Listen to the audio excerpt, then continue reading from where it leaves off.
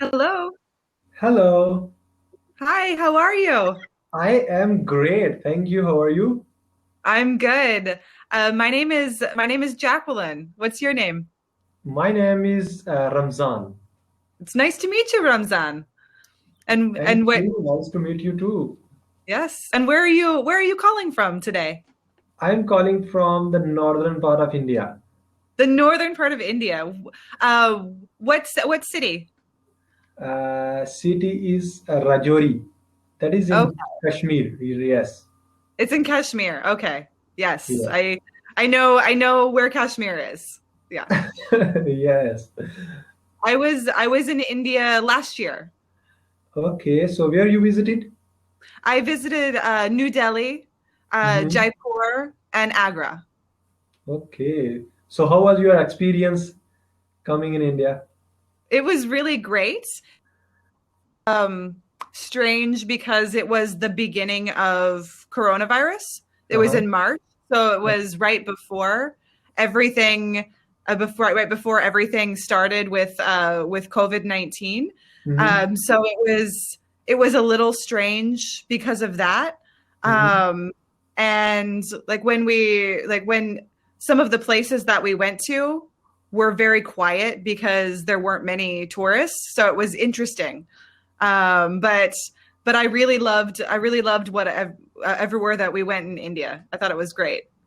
So what was the best thing which you loved after visiting in India? Yeah, the best. Hmm. Let's see. If I think just walking around in some of Uh-huh. the cities, I think was my favorite. Just being around all the people and like going to like the markets. I think that was probably my Okay. favorite. So currently you are But living but in which country? I'm in the US. I live in Maine in the Okay. US. So what about US? I mean, what's the best thing which you found in US which makes you feel much more grateful for? Oh, the one thing in the US that I feel grateful for. Where I live Uh-huh. in Maine, I live very close to the Uh-huh. ocean. And um, probably one of the things that I'm most grateful for is that I can very quickly be right next to Mm-hmm. the ocean and I can go for walks right next to the water. And it's very peaceful. And I think that's probably what I'm the most grateful Wow, for. that's really great. And what's your Yeah. profession? I am a Uh-huh. teacher. So some of the time I teach English, but I also work in a Uh-huh. restaurant as a manager in a hotel. Okay, nice. So you will have a great experience working as a manager, right? Yes, So, yes. It was really uh-huh. great.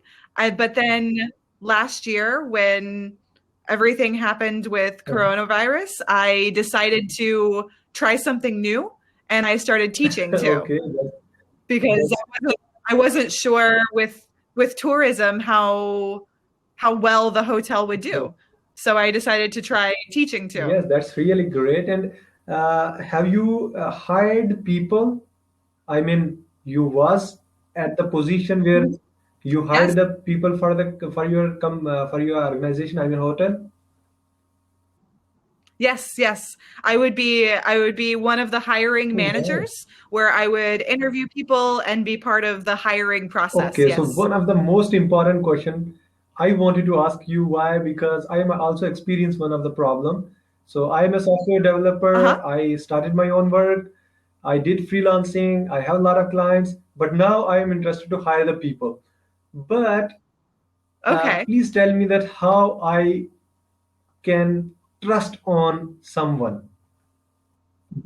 I mean, how I Okay. can build that type of trust level because so that Mhm. he or she uh, should not make a loss. I mean, they have a type of fear that yes, we should be loyal with you. So how you Mhm. are realizing Okay. in someone? Yes. Um, that's a very good question. Yeah, that's a not an easy one, I think, to achieve all the Uh-huh. time.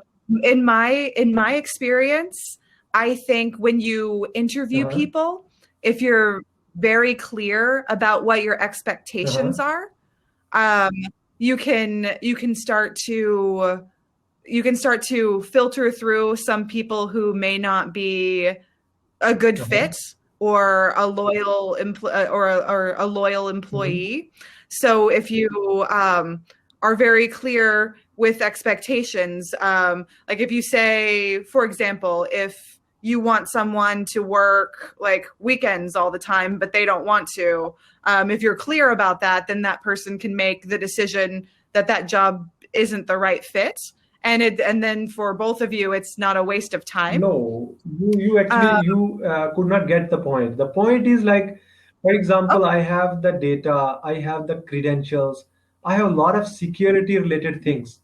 So how I should trust someone and give them that type of access, and I should have that type of confidence that yes, he will be loyal with me.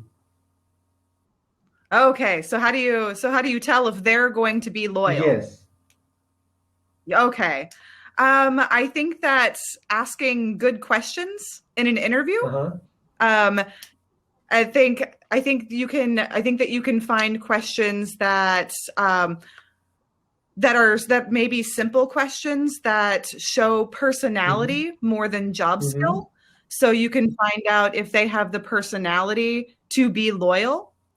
And I'm trying to think of a question that I usually Yes. ask. Um, yeah. So a question that I like that I would ask in an interview would be something personal to see how they react to a personal question. Uh-huh. So you get an idea of their personal character. Um, maybe it might seem silly, but maybe ask them Yes, that's about important. like a yeah, but like ask them about like a personal experience when they were young and how they reacted or something like that. That would be a question that I would ask. Does that answer your question? Yes, yes, that's really great Yeah. clue, because at that Yeah. time, if he or she is showing us, responding us in a secret way, so maybe we would have that type of fear that maybe if we are giving them that type of access, so maybe they are disclosing. Yes. Yes, okay. I think we're about to Yes, go, okay. but Thank you so yeah, much for your guidance. you're welcome. Yes. Talk to you soon. Yes, okay, Bye. bye.